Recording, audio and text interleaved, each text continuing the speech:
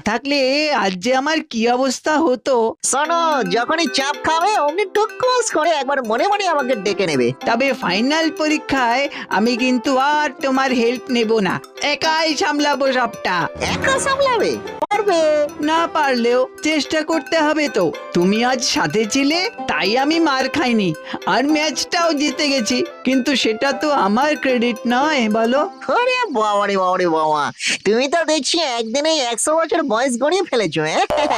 But কিন্তু তুমি আসল ম্যাটারটা ধরে ফেলেছো। সবটাই তোমাকেই করতে হবে।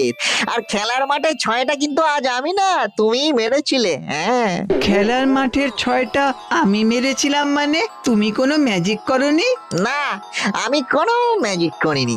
আমি তো জাস্ট হালকা করে তোমার কনফিডেন্সটা একটু হাই করে দিয়েছিলাম, ব্যাস। তুমি সত্যি বলছো?